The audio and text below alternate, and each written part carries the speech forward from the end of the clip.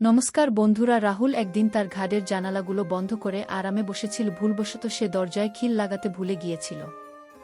হঠাৎ তার চাচি ঘরে ঢুকে পড়ল। সামনের দৃশ্য দেখে চাচি তড়িঘড়ি বাইরে ছুটে গেল। কিন্তু রাহুল তার কাজ থামানোর প্রয়োজন মনে করল না। চাচি বাইরে এসে জিজ্ঞেস করল, রাহুল ঘরে কি করছিলে? রাহুল একটু হেসে বলল, চাচি আপনি তো সবই জানেন, এখন আমি আর কি বলবো। চাচি বলল, ঠিক আছে, তবু তুই তো তোর কাজটা থামাতে পারতিস। রাহুল বলল, চাচি আমি কি জানতাম যে আপনি হুট করে ঘরে ঢুকে পড়বেন, আর আমি তো কিছু ভুল করছিলাম না। চাচি একটু গম্ভীর হয়ে বলল, ব্যাপারটা তা নয়। তুই তো জানিস কেউ যখন কাউকে এমন কিছু করতে দেখে তখন তারও মনে একই ইচ্ছা জাগে। রাহুল মজা করে বলল, তাহলে চাচি আপনিও তো এসে যেতে পারেন। চাচি বলল, ইচ্ছে আমারও কম নেই, কিন্তু তুই তো জানিস তোর চাচা অনেক দিন ধরে বাইরে গেছে। আমি একা এসব কিভাবে করব? রাহুল ভুল করে বলল, চাচি যদি আপনি মাইন্ড না করেন আমি তো আপনাকে সাহায্য করতে পারি। আমি আপনার সঙ্গে সব কাজ ভালোভাবে করতে পারব। চাচি রেগে গিয়ে বলল, তোর মাথা খারাপ হয়ে গেছে। কিন্তু চাচি আর কিছু বলার আগেই রাহুল সেখান থেকে পালিয়ে গেল। আসলে রাহুল অনেক দিন ধরেই তার চাচির সঙ্গে এমন কিছু করতে চাইত, কিন্তু সাহস করে বলতে পারেনি। আজ চাচি তাকে দেখে ফেলায় সে তার মনের কথা বলে ফেল। তবে সে বুঝে গেল কথা বলারও একটা সঠিক সময় থাকে। সঠিক সময়ে কথা বললে তবেই তা পূর্ণ হওয়ার সম্ভাবনা বেশি। এক রাতে চাচা আর চাচি ছাদে কিছু কাজ করছিল। রাহুল তাদের দূর থেকে দেখছিল। কিছুক্ষণ দাঁড়িয়ে দেখল যেন তাদের মধ্যে কিছু একটা চলছে। চাচা পুরো মনোযোগ আর পরিশ্রম দিয়ে কাজ করছিল। রাহুলের এখনো বিয়ে হয়নি, তার বয়স 24 বছর। তার চাচি খুবই সুন্দরী আর আকর্ষণীয়। সে সব সময় রাহুলের সঙ্গে মজামস্তি করত। চাচি আর রাহুলের মধ্যে একটা বন্ধুত্বের সম্পর্ক গড়ে উঠেছিল। চাচি যখন নতুন বিয়ে করে এ বাড়িতে এসেছিল তখন তার মধ্যে একটা অহংকার ছিল। তবে এটা স্বাভাবিকই ছিল, কারণ সে জন্য কোনো হিরোইনের থেকে কম ছিল না। চাচির উচ্চতা বেশ ভালো, চোখ দুইটা গোল, গায়ের রং ফর্সা আর শরীরের গঠন আকর্ষণীয়। যখনই সে রাহুলের দিকে তাকাত তার চোখের দৃষ্টি যেন রাহুলকে ভেদ করে দিত। কিন্তু কথা বলার সময় চাচি মুখ ভেঙে যেত। তখন থেকেই রাহুল বুঝে গিয়েছিল যে চাচির মধ্যে তার সৌন্দর্য নিয়ে একটা গর্ব আছে। রাহুলের চাচা একটা কোম্পানিতে কাজ করত, যেটা তাদের বাড়ি থেকে 25 কিলোমিটার দূরে ছিল। তাই চাচা বাড়ি ফিরতে ফিরতে মাঝরাত হয়ে যেত। কখনো কখনো তিনি বাড়ি ফিরতেন না, কয়েকদিন ওখানেই থেকে যেতেন, কারণ প্রতিদিন যাতায়াত করা বেশ কঠিন ছিল। চাচা যখন বাড়ি থাকতেন না, চাচি তার ঘরে একা থাকত। রাহুল অনেকবার চাচিকে একা অস্থির হয়ে থাকতে দেখেছে। তার মনে হয়েছে চাচা চাচিকে যতটা ভালোবাসা দেওয়া উচিত ততটা দিতে পারছেন না। এটা রাহুলের কাছে পরিষ্কার হয়ে গিয়েছিল। একদিন সকালে রাহুল দেখল চাচি খুব উদাস হয়ে আছে। সে জিজ্ঞেস করল, চাচি কি হয়েছে? আপনি এত মনমরা কেন? চাচি বলল, আমার শরীরটা ভালো নেই। রাহুল তৎক্ষণাৎ মেডিকেল থেকে ওষুধ এনে দিল। চাচি ওষুধ খেয়ে নিজের ঘরে চলে গেল।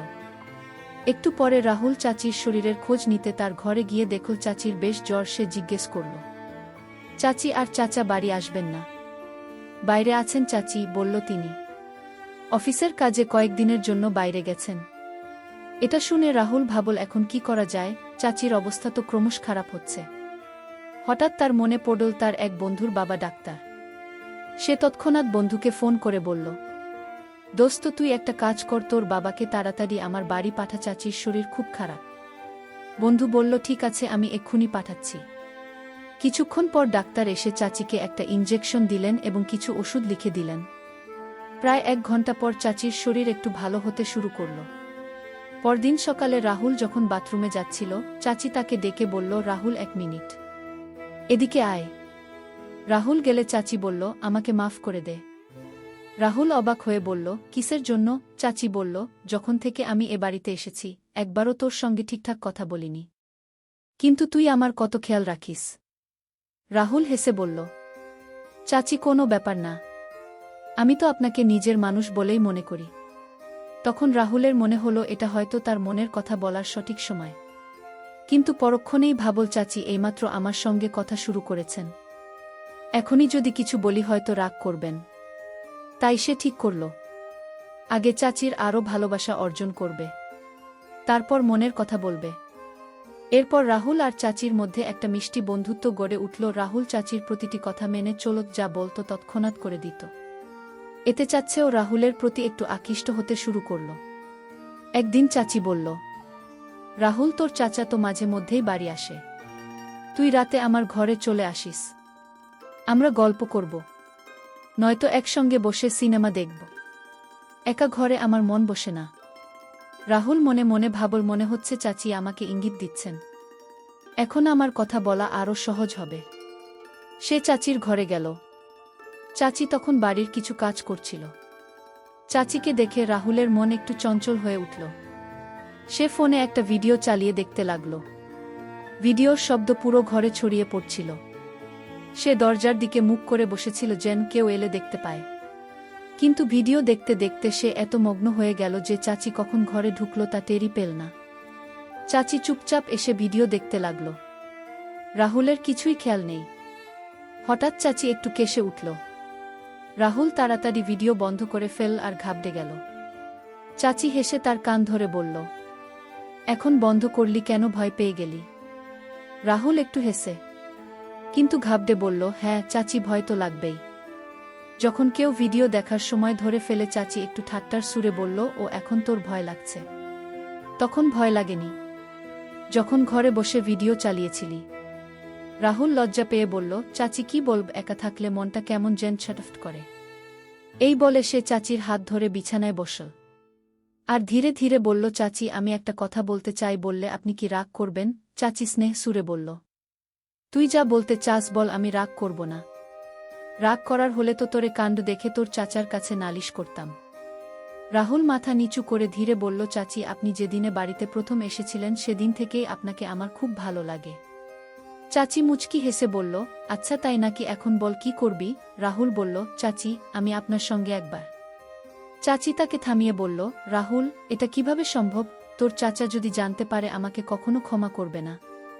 রাহুল বলল, চাচি আমরা বাড়ির সবার থেকে লুকিয়ে এটা করব। চাচি বলল, না আমি তোর সঙ্গে এমন কিছু করতে পারব না। রাহুল আবার বলল, চাচি আমি প্রতিজ্ঞা করছি, এই কথা শুধু আমাদের মধ্যেই থাকবে, কেউ জানবে না। চাচি বলল, কিন্তু রাহুল আমি তো তোর চাচি।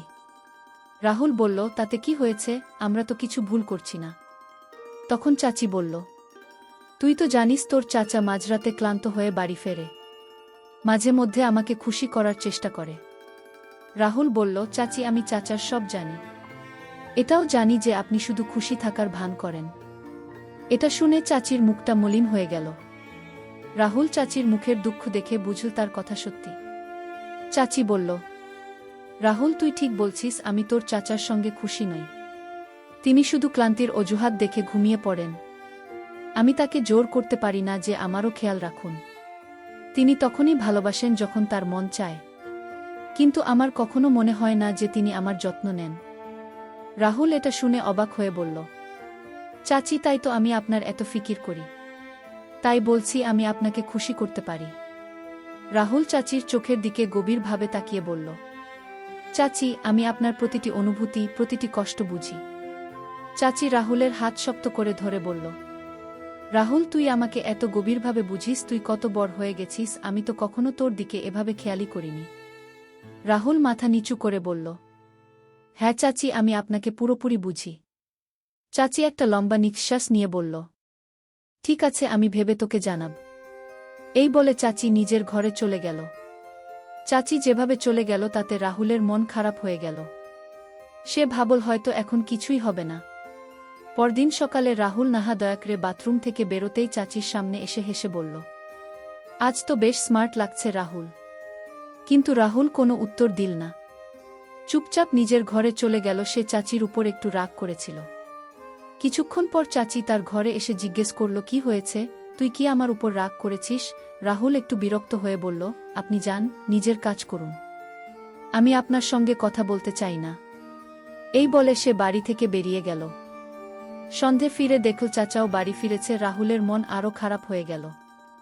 সে ভাবল, এবার তো আমার স্বপ্ন শুধুই স্বপ্ন হয়ে থাকবে। চাচা তাকে দেখে জিজ্ঞেস করল, রাহুল সব ঠিক আছে তো? রাহুল উৎসাহহীনভাবে বলল, হ্যাঁ ঠিক আছি। এই বলে সে নিজের ঘরে চলে গেল। রাতের খাওয়ার সময় সবাই একসঙ্গে বসল। রাহুল চাচির দিকে তাকাচ্ছিল আর চাচিও তার দিকে তাকিয়ে মুচকি হাসছিল। চাচি চুপি চুপি তাকে চুপ থাকতে ইশারা করছিল। চাচা খাওয়া শেষ করে বাইরে চলে গেলেন।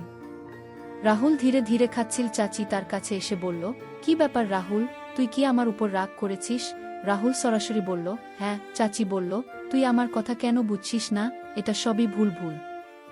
রাহুল উত্তেজিত হয়ে বলল, এতে ভুল কি আছে? চাচি শান্ত গলায় বলল, যা ঘরে গিয়ে ঘুমো। রাহুল বলল, আমি ঘুমোবো? কি ঘুমোবো না তাতে আপনার কি? আমি আজ রাতে ছাদে বসে থাকব। এই বলে সে নিজের ঘরে চলে গেল। সে মনে মনে ঠিক করল, যাই হোক সে তার স্বপ্ন পূরণ করবেই। সবার ঘুমিয়ে পড়ার পর রাহুল ইচ্ছা করে তার ঘরের দরজা খুলে রাখল। যেন চাচি বোঝে সে ছাদে যাচ্ছে। ছাদে গিয়ে সে কিছুক্ষণ বসে রইল। হঠাৎ পায়েলের শব্দ শুনতে পেল। পেছন ফিরে দেখল চাচি ছাদে উঠে আসছে। চাচি তার পাশে বসে বলল, তুই কি পাগল হয়ে গেছিস? এত রাতে ছাদে কি করছিস? রাহুল ঠান্ডা গলায় বলল, আমার ইচ্ছা, আমি যেখানে খুশি বসব। আপনি নিচে যান তো। চাচি তার হাত ধরে ধীরে বলল, রাহুল, আমি মনে প্রাণী তোর সঙ্গে আছি। একটু থেমে বলল, কিন্তু এখন আমরা এই পদক্ষেপ নেব না। এটা আমাদের দুজনের জন্যই ভালো হবে। তবে তুই যা আমার সঙ্গে করতে চাস একদিন তা হবেই। শুধু একটু ধৈর্য ধর। রাহুল চাচির কথা বুঝল আর বলল, ঠিক আছে। চাচি পরদিন সকালে রাহুল আর চাচি চা খাচ্ছিল। হঠাৎ চাচাই এসে গম্ভীর গলায় বলল, তোদের একটা কথা বলতে এসেছি। আমাকে অফিসের কাজে 3 মাসের জন্য অন্য শহরে যেতে হবে। রাহুলের দিকে তাকিয়ে বলল, রাহুল, এখনই বাড়ির দায়িত্ব তোর চাচির খেয়াল রাখিস। রাহুল আত্মবিশ্বাসের সঙ্গে বলল, চাচা আপনি নিশ্চিন্তে যান, আমি বাড়ি আর চাচির পুরো খেয়াল রাখব। চাচা সন্তুষ্ট হয়ে চলে গেলেন। রাহুল তাকে স্টেশনে পৌঁছে দিয়ে ফিরল। বাড়ি ফিরে দেখল চাচি উদাস হয়ে বসে আছে, চোখে জল। রাহুল জিজ্ঞেস করল, চাচি আপনি কাঁদছেন কেন? চাচি দুঃখী গলায় বলল, তোর চাচা আগেই কম আসত, এখন তো 3 মাসের জন্য চলে গেল। রাহুল তাকে সান্ত্বনা দিয়ে বলল, চাচি চাচাকে তো যেতেই হতো, কিন্তু আমি তো আছি। এই বলে চাচি রাহুলকে জড়িয়ে ধরল। সেই মুহূর্ত থেকে তাদের মধ্যে একটা নতুন সম্পর্কের সূচনা হল। চাচির দুঃখ ধীরে ধীরে খুশিতে বদলে গেল। রাহুল তাকে পুরোপুরি সঙ্গ দিল। যে ভালোবাসার শান্তি চাচি অনেক দিন ধরে খুঁজছিল, তা সে পেল। সেই রাতে তারা একে অপরের সঙ্গে সময় কাটাল। পরদিন সকালে চাচি যখন উঠল, তার মুখে একটা নতুন উজ্জ্বলতা ছিল। সে রাহুলের হাত ধরে বলল, রাহুল, তুই আমাকে যে খুশি দিয়েছিস তা আমি কখনো ভুলব না। রাহুল হেসে বলল, চাচি আপনার খুশি আমার খুশি। সেই দিন থেকে রাহুল চাচির ঘরে তার সঙ্গে রাত কাটাতে শুরু করল। তারা দুজনে প্রতিদিন খুশি থাকতে লাগল। এই গল্প আমাদের একজন দর্শক পাঠিয়েছিলেন। তিনি বলেছেন, এই ঘটনা তার জীবনে সত্যি ঘটেছিল। তিনি চেয়েছিলেন এই গল্প সবার সঙ্গে শেয়ার করা হোক, কিন্তু তার নাম গোপন রাখা হোক। তাই আমরা এই গল্প তোমাদের সামনে তুলে ধরলাম। তোমাদের যদি এমন কোনো গল্প থাকে যা তুমি অন্যদের সঙ্গে শেয়ার করতে চাও, তাহলে আমাদের পাঠাতে পারো। আমরা তোমার গল্প আমাদের চ্যানেল এর মাধ্যমে দর্শকদের কাছে পৌঁছে দেব। যদি গল্পটা তোমার ভালো লেগে থাকে তাহলে বন্ধুদের আর আত্মীয়দের সঙ্গে শেয়ার করো। আর যাবার আগে ভিডিওটা একটা লাইক করে দিও। এই গল্প বলার উদ্দেশ্য কারো মনে আঘাত দেওয়া, কারো ভাবনাকে কষ্ট দেওয়া বা কোনো অনৈতিকতা বা অশ্লীলতাকে উৎসাহ দেওয়া নয়। এই গল্পের মূল লক্ষ্য হল সমাজে সচেতনতা ছড়ানো। আমরা এই গল্পের মাধ্যমে আমাদের দর্শকদের এই শিক্ষামূলক বার্তা দিতে চাই। এমন বিষয়গুলোর প্রতি সতর্ক থাকো, নিরাপদ থাকো, আর সবসময় সচেতন থাকো।